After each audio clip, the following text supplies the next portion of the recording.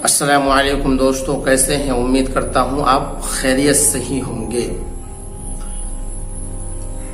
دوستو، آج کے دور میں ہر انسان روزی سے پریشان ہے۔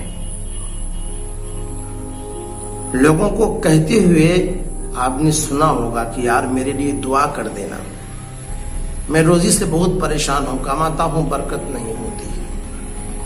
دوستو، ان تمام چیزوں کا حل اس ویڈیو میں آپ کو ملنے والا ہے، کیونکہ یہ ویڈیو بہت ہی سبق آموز، بہت ہی دلچسپ اور بہت ہی سپر پاور والا ویڈیو ہونے والا ہے۔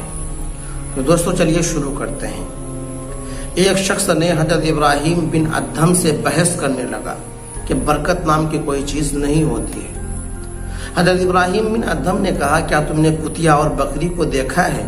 اس شخص نے کہا، جی ہاں۔ کہا، ان دونوں میں سب سے زیادہ بچے کون جنتی ہے؟ اس شخص نے کہا کہ کتیا۔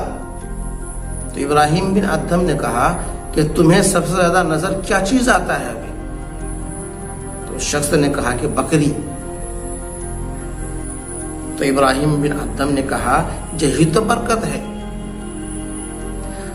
کتیا زیادہ بچے دیتی ہے اور بکری کم بچے، جبکہ بکری ذبح بھی ہوتی ہے، لوگ اس کو کاٹ کر کھاتے بھی ہیں، لیکن کتا ذبح بھی نہیں ہوتا، لیکن تمہیں بہت کم کتے نظر آئیں گے، بکری زیادہ نظر آئے گی، یہی تو برکت ہے۔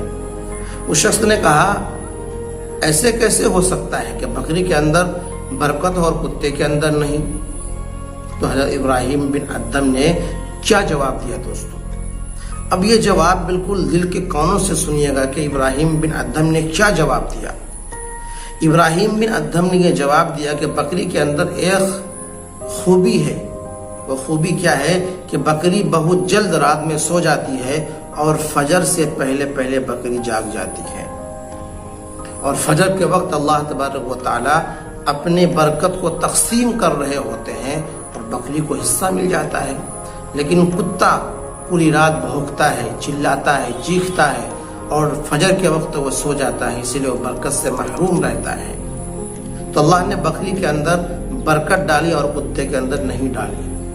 دوستو، یہی حال ہمارا ہے، ہم پورا دن کماتے ہیں، اور جب برکت اللہ تبارک و تعالیٰ کا بانٹنے کا وقت ہوتا ہے، اس وقت ہم سو کر رہتے ہیں۔ تو دوستو، نمازوں کی پابندی کیجیے، اللہ زندگی میں سکون عطا کر دے گا۔